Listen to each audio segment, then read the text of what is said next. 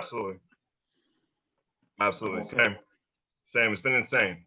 It's been insane, bro. But one thing that's also insane, March 29th, 2001, it's about to be 20 years for you for Emmanuel Baptist Church, sir. How do you feel about that? I've been in Connecticut and New Haven about almost 20 years.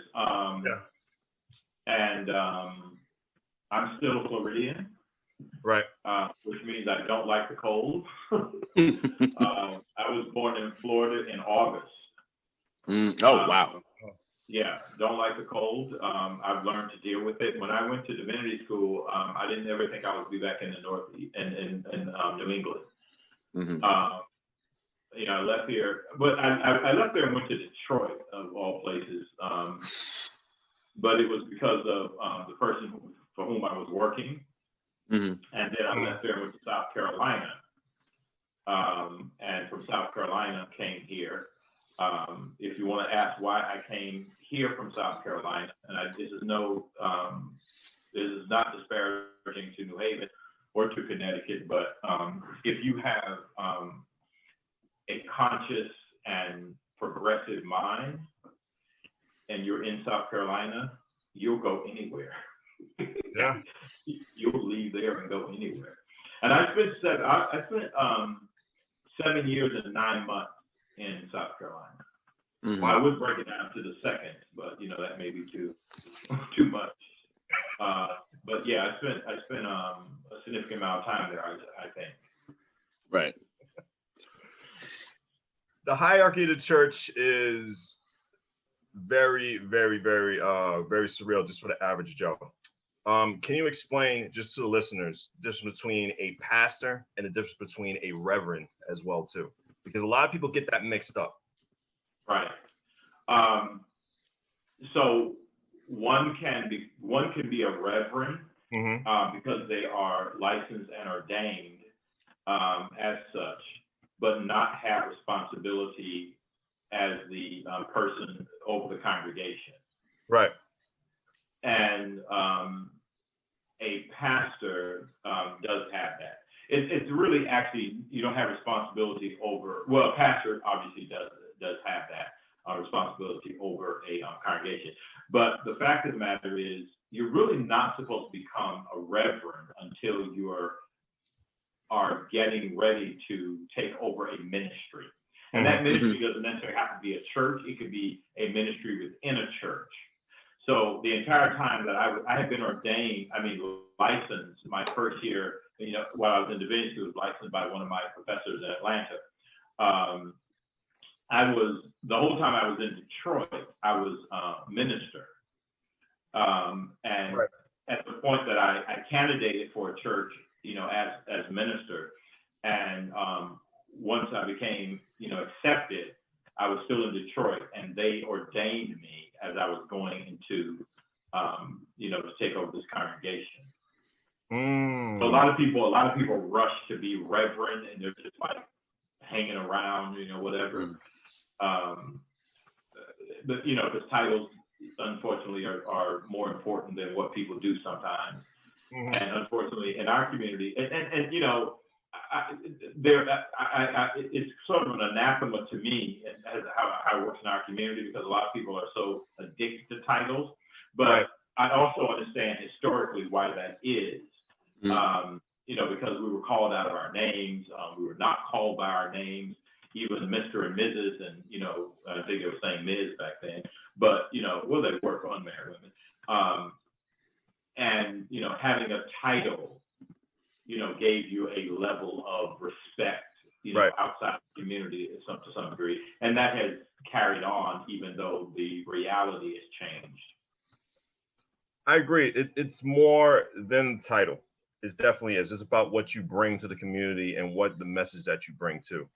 And when it comes to the message and just getting those people connected to you, how long does it take to give people the right sermon? It has to take a huge amount of just courage, just getting up on that stage and just saying the right thing to people. Just tell me about that experience. So that's a very interesting question, and I'm going to answer that question with a question. Could you please let me know how long that takes? I think you could let me know.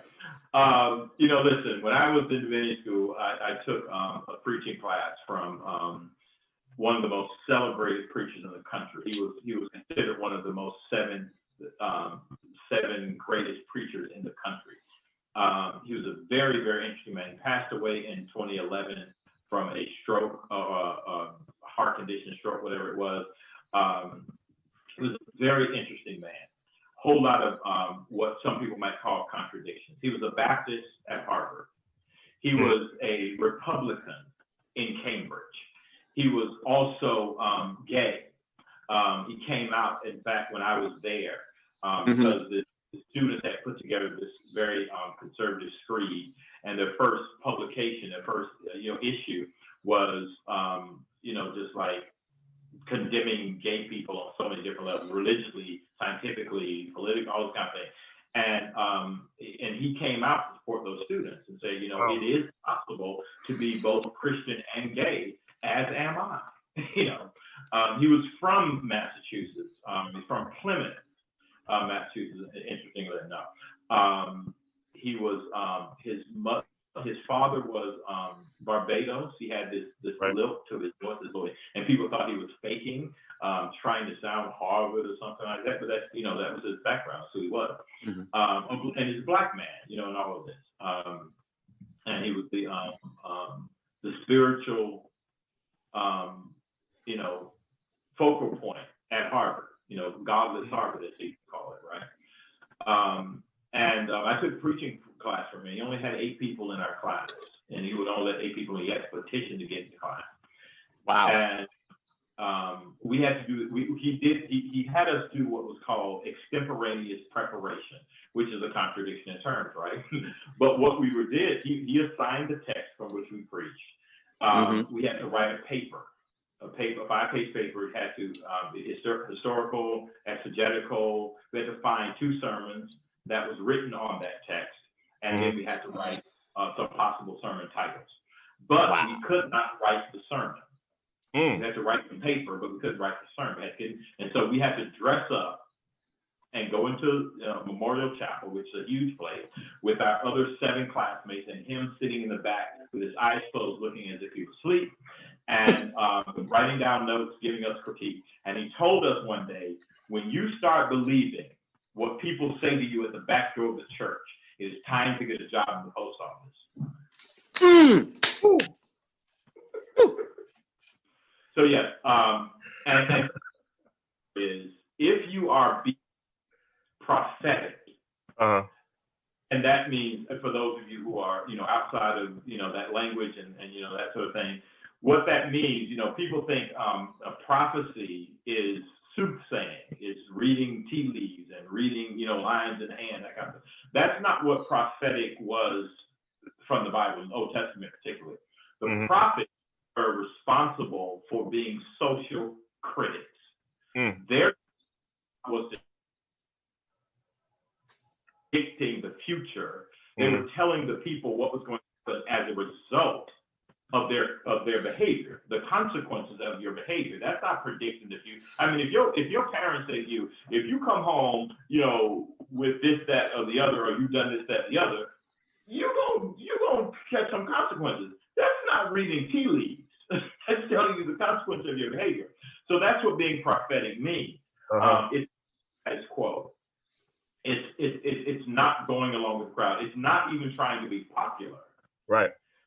And so it is often the case that good preachers, great preachers, pastors, go in their pulpits and come away with their congregations not very excited or happy about what they just heard. But it was necessary to hear. Easy. You probably can relate because you're in the church as well too. And correct me if I'm wrong, Easy Bluez, you are learning to become a pastor.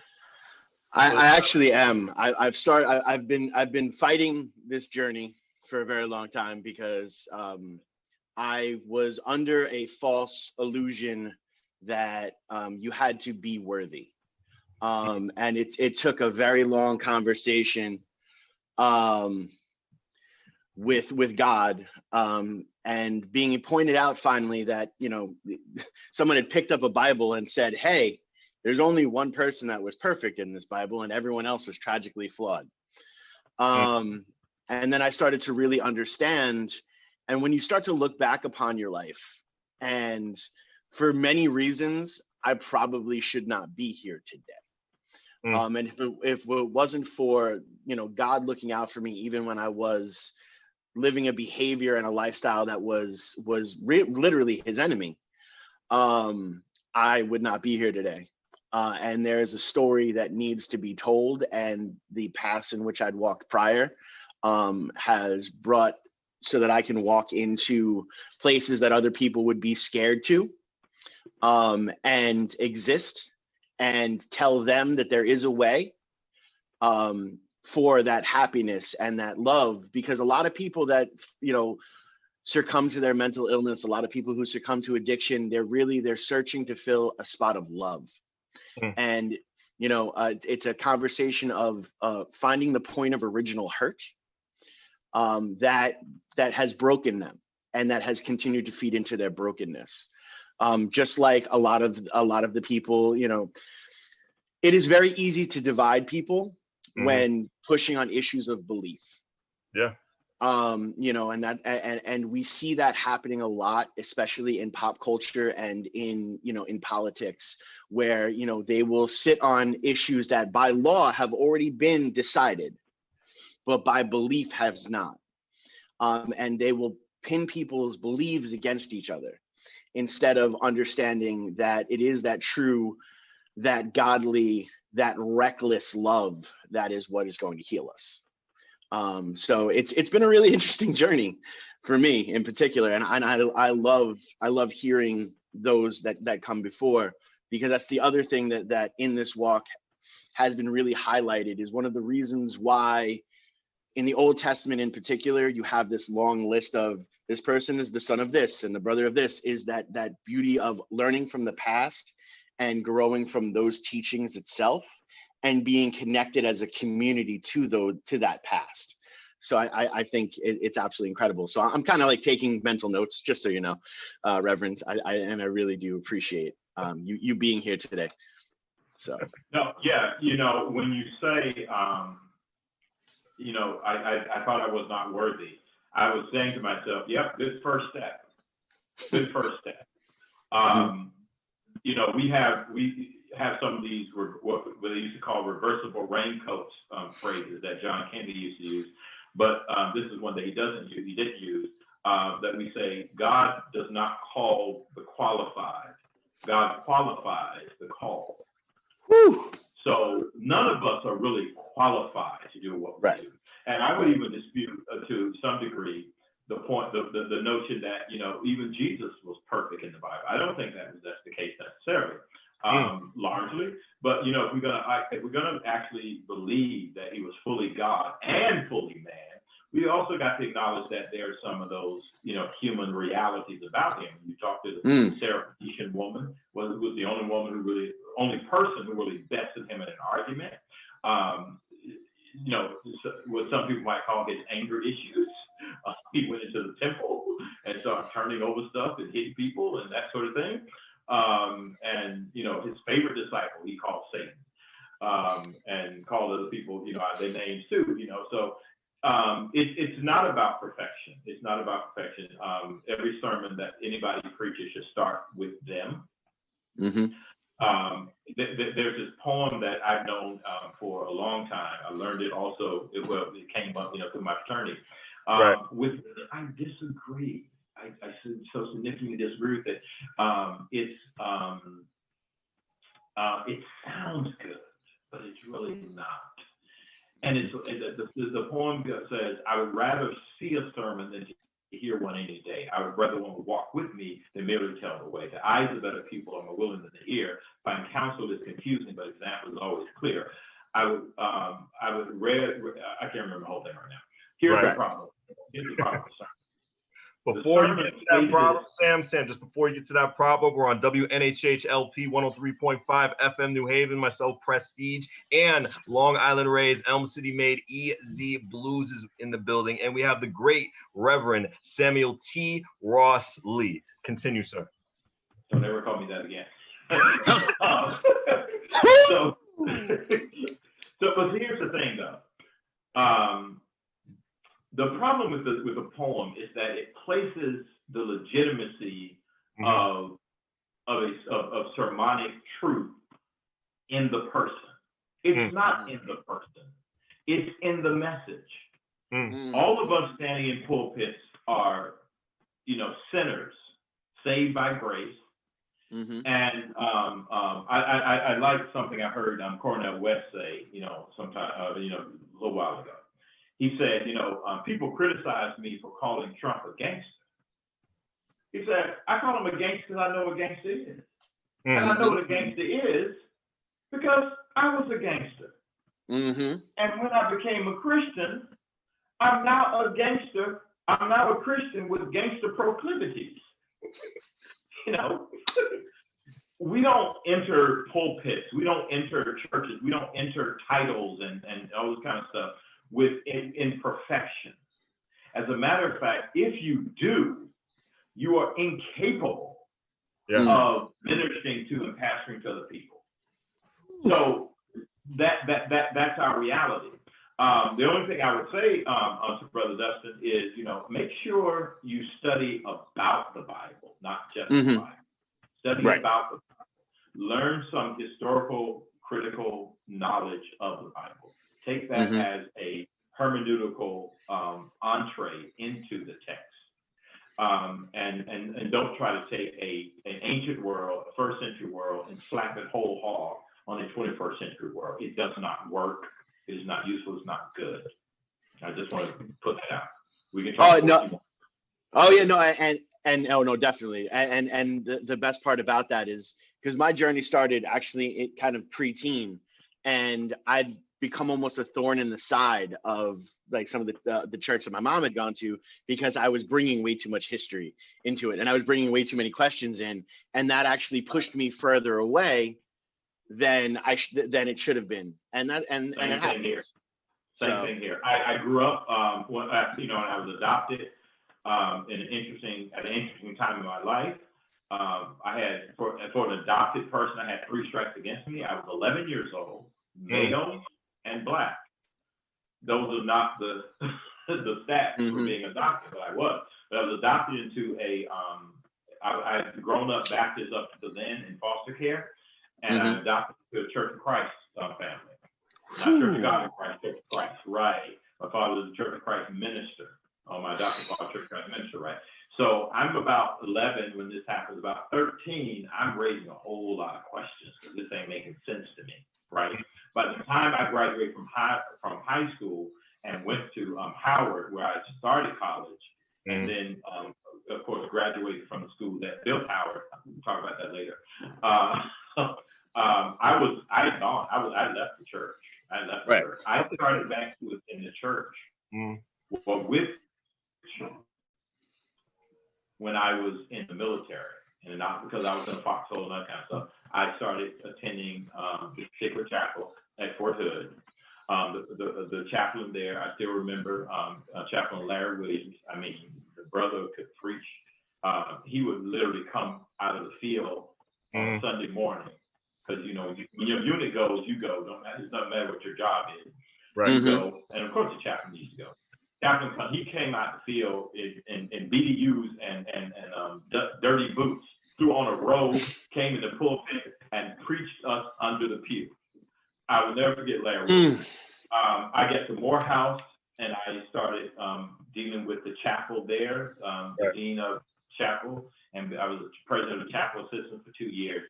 But it was at Morehouse where I began this journey of knowing that because I went to college on my way to law school, right? Which is not unusual, because there's a saying in our community, especially from back in the day, all preachers are frustrated lawyers and all lawyers are frustrated preachers.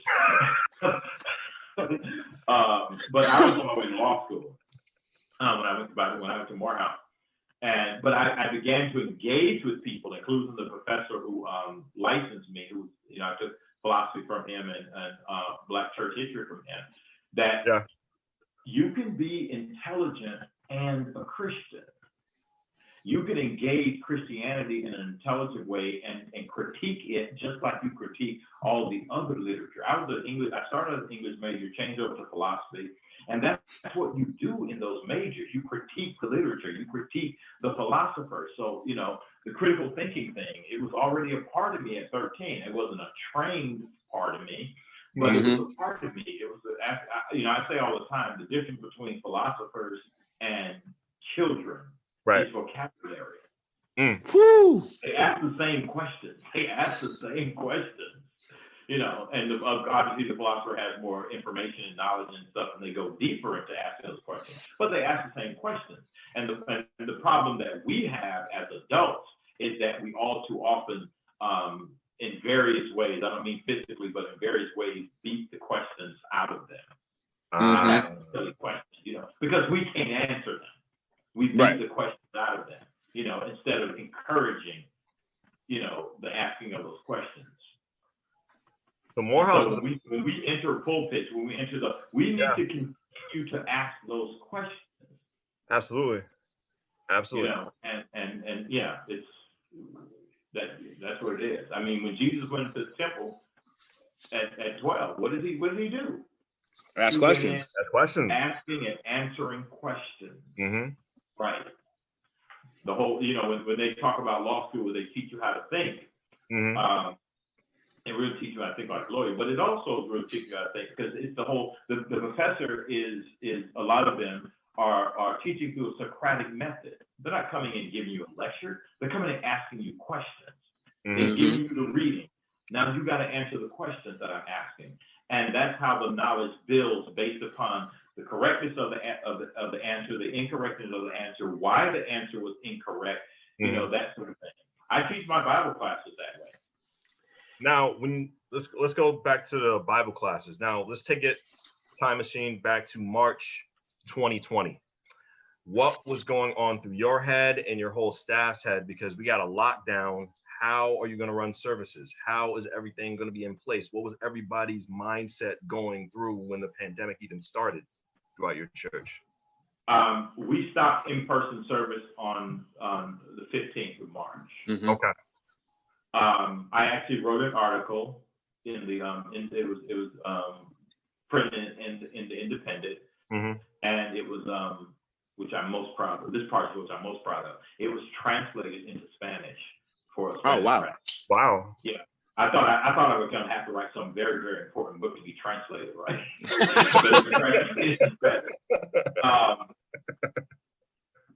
I read something not long ago, and it's been very influential to me. I have about, it's growing, but I may have about 20, 25 quotes in my head that stay with me. Okay. Never stay with me. And this one is a new one. It said, when the principle is already there, the answer is easy. So I already knew, and I already know, that the Bible is not in competition with science. I know that the Bible is not a science book. So I'm not going to read a scripture and tell my people to come into a building where it's going to be a super spreader and people get sick and die, particularly when, not even particularly, but Black people are being harmed by this more than any other people because of pre-existing conditions and lack of, health care and proper health care and even proper engagement with the medical environment.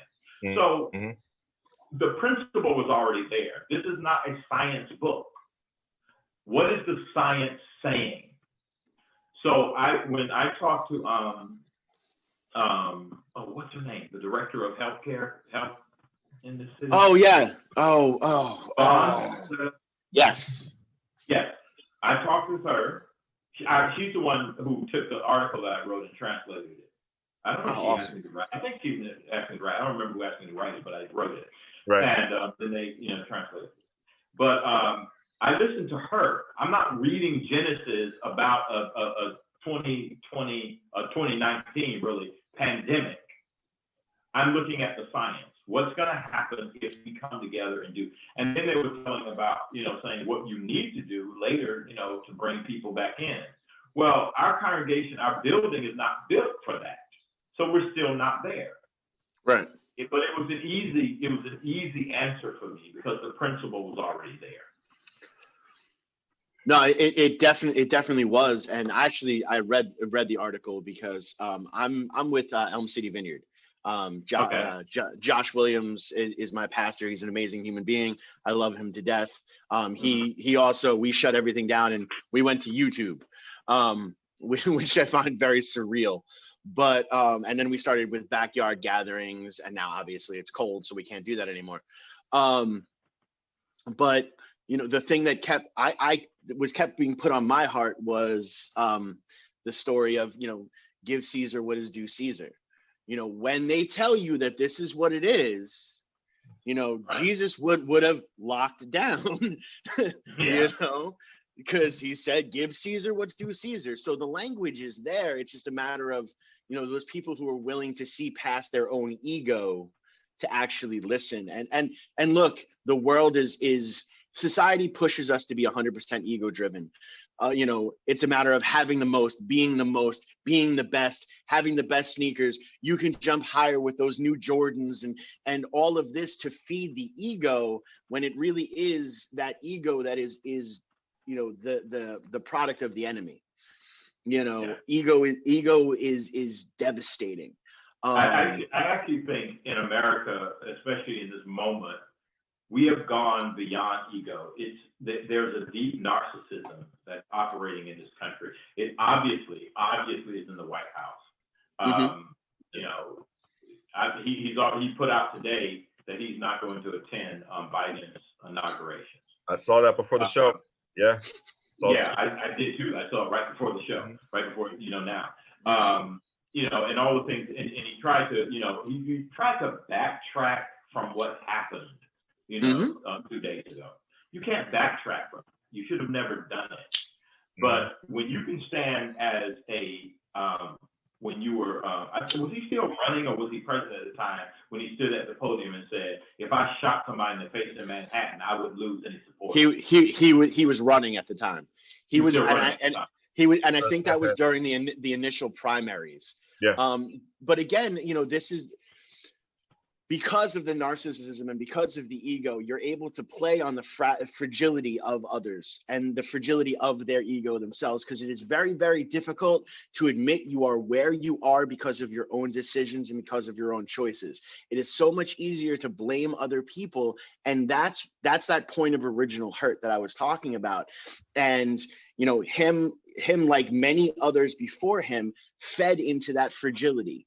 Fed into the reason why you are where you are in this park and not doing well is because of this other person.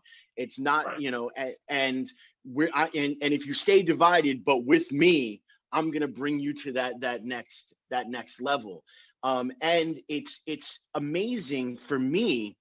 One of the biggest struggles that I've had through this entire past 4 years, and faith in general, has been those that are in the public eye that are representing, like the fact that I had to qualify myself as, I'm not one of those Christians, it's gross, and how as someone who's been leading a church through this, how have you been able to navigate, where people that represent our faith in the public eye are treating this like a second coming?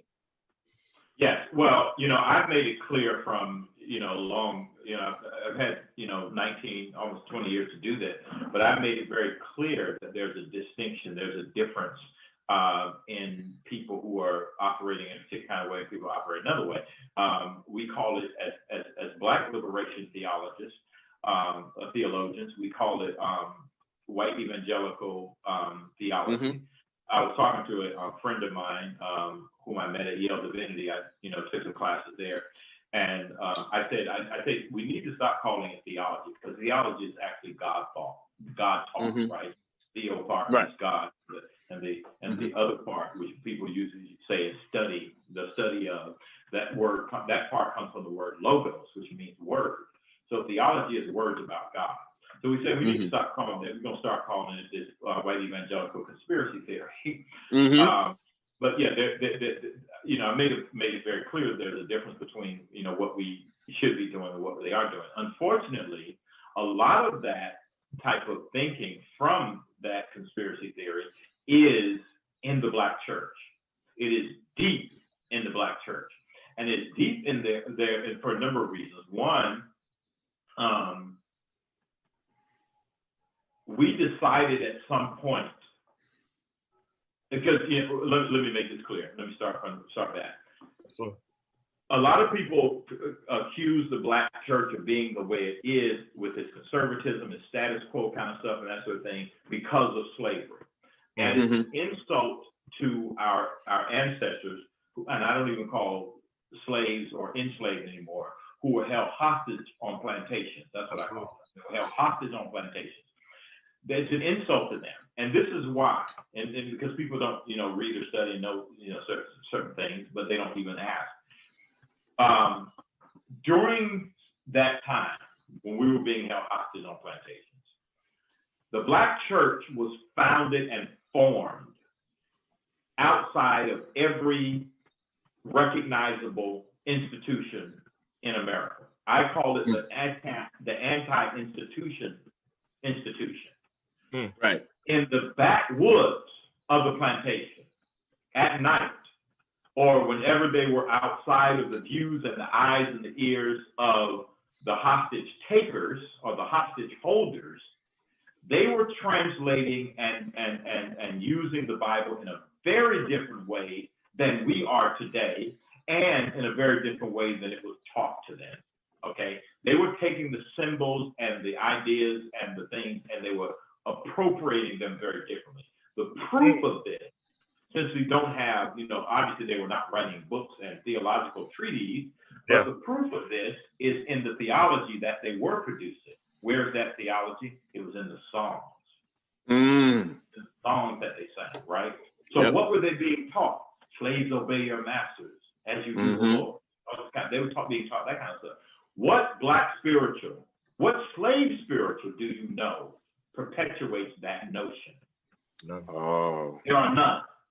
But when they sing about Mary, don't you weep, and Martha, don't you moan, and then cross testamental lines and say Pharaoh's army got drowned in the Red Sea.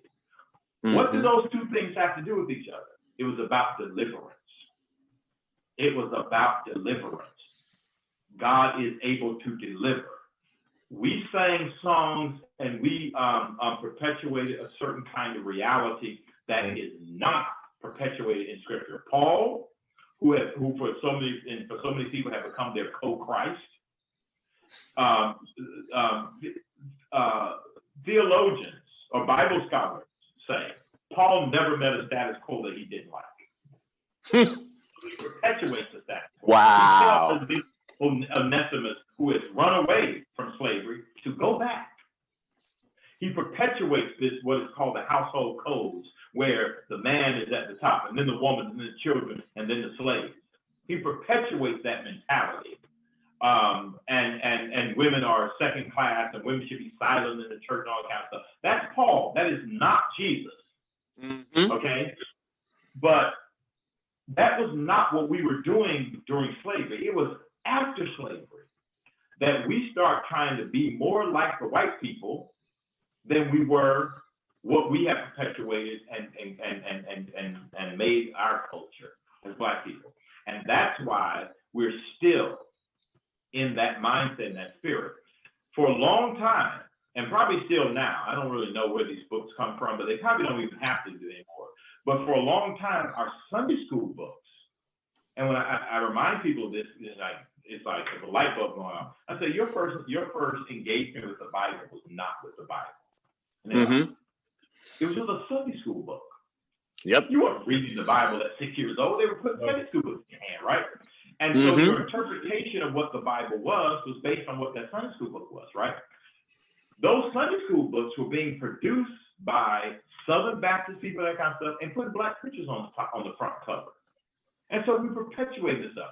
My Sunday school at Emmanuel has asked me to come in every fifth Sunday to teach Sunday school class. Sunday class, right? And every time I go in, I have to rip the lesson. This is incorrect. This is not what's right. This is not what, so we have this stuff in our spirit, and it is one of the major things that is stopping our progress. It is not an accident that Black Lives Matter is the first civil rights organization in this country from black people that did not start in the church. Because the church, even Dr. King, 15% of the black church participated in the civil rights movement. 15%. They were afraid. They were conservative. They were status quo. And the president of the largest denominational structure for black people during that time, J.H. Jackson, through King, through Daddy King, through Benjamin Mays, who was the president of Morehouse College, the greatest college in the world, out of the convention. Yeah. Out of the convention, because he was jealous of him, first of all, but he was also too conservative to see the value of this. But even the civil rights movement, you remember Bayard, these names miss me. As you tried to remember on WNHH, LP 103.5 FM New Haven, Prestige, Easy Blues, and Reverend Sam Ross Lee is in the building for Behind the Brand. Continue, sir. I want you to stand in. Bayard Rustin conceived and planned the entire March on Washington. That was not King's idea. It was Bayard Rustin brought that idea to them. He planned it. He was such a logistical genius that he planned it down to the last porta potty. There was no violence. There was no discomfort. None of that stuff. He got thrown out of the civil rights movement because he was gay. Yeah. So, and look what we have now. A Black Lives Matter movement that was founded by what? 3 black women, 2 of them are gay. And it's the most effective and progressive civil rights movement that we've ever had. Why is that? Because people who have been pushed to the bottom, even within their own community, know what it means to be on the bottom. And when they muster their strength, they will try to pull everybody else up. Sam, you opened me, man, for the first time I met you, because like a lot of times back in the day, like when I went to church, nobody really connected to me like as they do into the church. It's really hard to connect with someone. Not really people push people to learn about it. It's like a lot. Do you feel, I'm not saying all at all, because I don't want to be disrespectful. Do you feel most people need to push the word, to push people, not really like as of disrespectfully or like aggressively, to make sure they know about it? Because like you said earlier in your answer, how you ripped up something to make sure one did it the correct way. Well, not a lot of people want to take that extra step to get the whole guidance, to then open about the religion like you do, Sam. You feel a lot of people don't have that extra drive? Right. So what I came into, back into the Baptist church through at least liberal, if not progressive, educated black preachers. That's where I came to. I mean, Reverend Dr. Aaron Parker, Reverend Dr. Lawrence Carter, Reverend Dr. Charles Adams. Charles Adams was the reason I went to the divinity school that I went to, and then I worked for him when I left there. I came in that way. And so that was my culture, and that is my culture.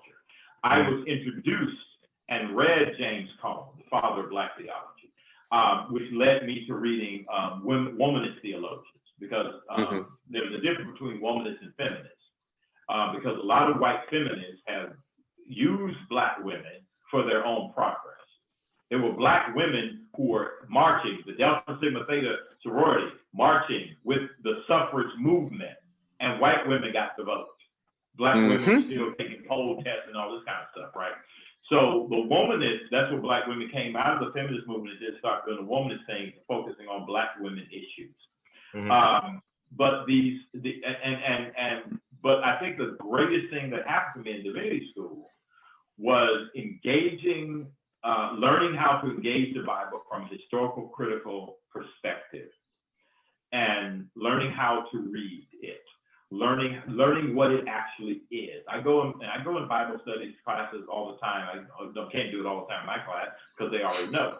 But I say, I ask a couple of questions. Does the Bible contradict itself? Some people say yes. I say, well, actually, the question is a trick question, because the Bible is not an itself; it's a themselves. Okay. Now, what kind of book is it? And I get all of the churchy answers. Oh, the guy from earth to heaven. It's God's word. All kinds of stuff. And I said, yeah, but if you try to place it in a library, where do you place it? Wow. They don't know. And one of the reasons a lot of people don't know is because a lot of people haven't been to college. That's the first issue. And a lot of people don't remember.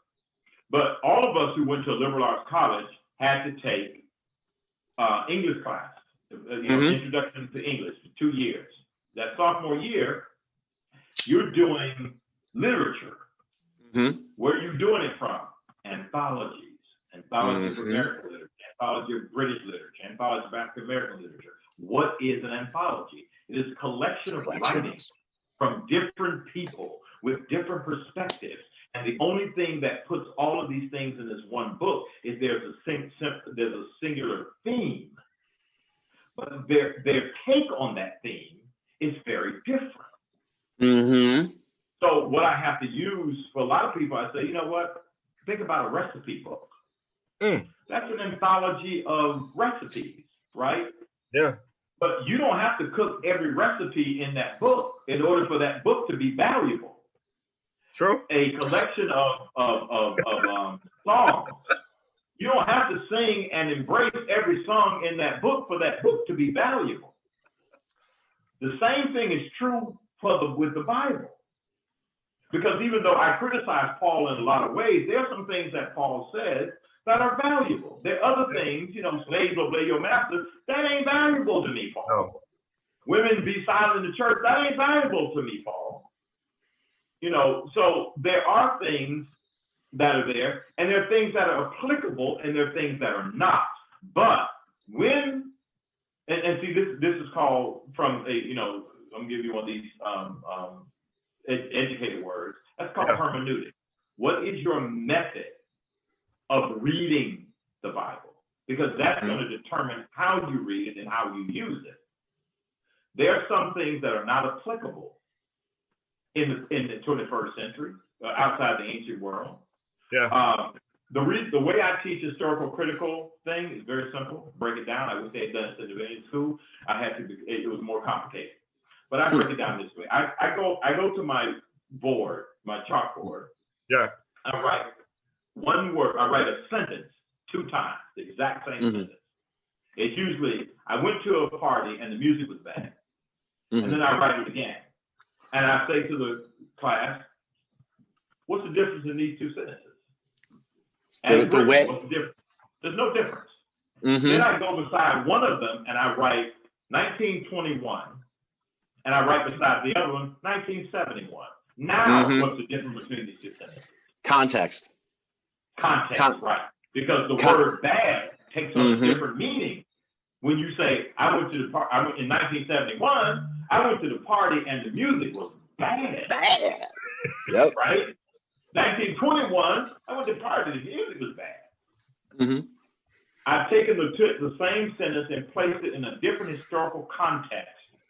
And I've changed the meaning of the sentence without changing a word of the sentence. That's what's important. And that's what you got to do when you're reading the Bible. You got to place it. These people didn't write this stuff for us. They wrote it for the people who were around them at the time. And and so you got different language, you got different cultures, Yeah. you got different perspectives, you got all these differences going on, and you're gonna walk up in there like they wrote that yesterday for you. Right. No, you got to get into their world to understand what they meant and what it means, and then determine if there is some universal truth here that is still applicable. But just like, oh, I read it's in the Bible. The Bible says that's supposed to stop all conversations in the church. The Bible says, like, you just started the conversation with me when you say that, so it's a little bit more. If people want to take the Bible seriously, they need to take the Bible seriously and not just read it and quote it. That's the thing. Which makes sense to me when they say church is for everybody, not for anybody. There's a lot of people. I don't understand the not for anybody part. What does it mean? Sure. A lot of people say it because like people really can't take the hard truth when it comes to church. So when you only get to like those people who are there for about, let's just say for like 1 week at a time, a lot of people were telling me, like numerous pastors have been saying church, you have to like at least like be like somewhat connected to church. You're not just supposed to be there. You're supposed to have like some type of connection with God. Some type of the question, I disagree with that. Okay. One of those 35 statements, I'm going to pull another one out. Go ahead, I'm with it. Pastor Detroit. Go ahead. Said, the church belongs to everybody, even if everybody don't belong to the church. Okay. Yes. And it's not, I got to go get this connection to God and then come to church. That to me sounds like, I got to go get well and then go to the hospital. Okay. What kind of sense does that make? You come there, and it's not, and that statement represents one of these white evangelical perspectives about the individualistic reality, individualism. Christianity has never been about individualism. It's always been about community. One of the first things that Jesus did before he started his ministry was to gather the disciples. That was the beginning of the community. And as he preached and he went on to do what he was doing, that community grew and grew and grew and grew until at the very end, what does he say? Dustin, go into all the world. All the world. Yep. That's the world community. But it's never been about individualism. It's always the community. The community is there to encourage you, to inspire you, to help you, to recover you, to deliver you. We keep asking God to do all of the things that God has empowered us to do, which is why we're failing. No, it's. Go ahead, Easy. Go ahead. It's so true, and that's actually a lesson that has taken me a really, really long time to come to terms with, because having issues with the white evangelical conspiracy aspects of church and what I actually call corporate Christianity, I've had such bad experiences with the community itself that I thought it was just an individual aspect, and it kept me away from the community of Christ for a very, very long time, thinking that they were just gonna walk away from me anyway because I was not worthy. And that is something that is severely beaten into our heads from jump, in that, and I'm gonna continue to take that phrase because I love it.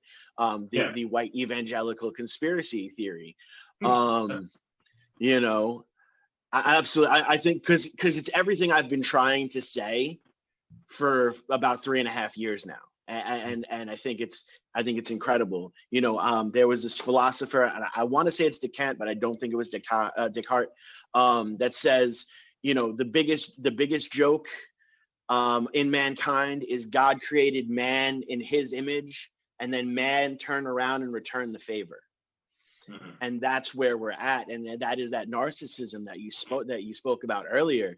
Is we have all of these people that are trying to contort the Bible into their belief system instead of breaking their belief system to support the teachings, you know?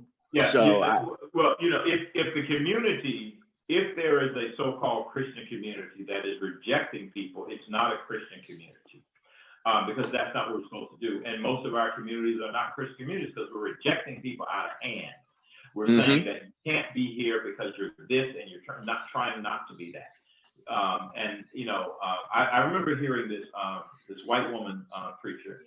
I was at the Children's Defense Fund farm. She bought the Sam, no disrespect. We have like 1 minute left of the broadcast.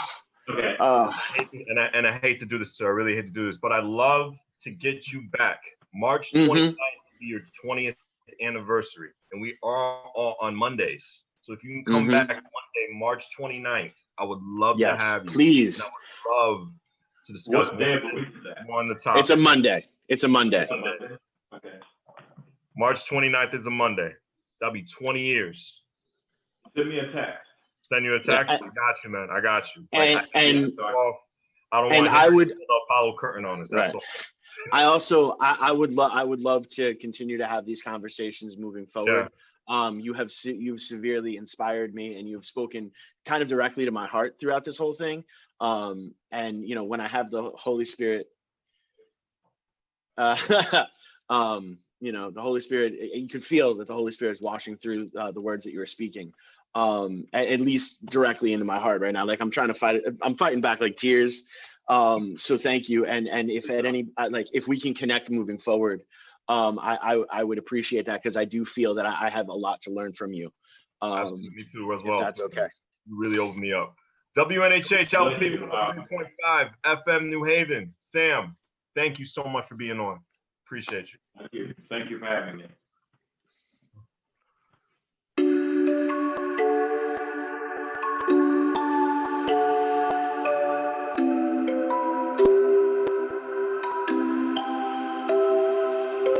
Wondering what to write about, trying to figure out what it's all about. Existentialist, am I worth anything or just this gown? I don't know. I don't know. I don't know. Spending time all alone, sending my songs to the phone, dreaming of a better home, while focused on trying to hone this craft, witchcraft. I hope the Bluez let this last. I don't know if the earth is painted blue.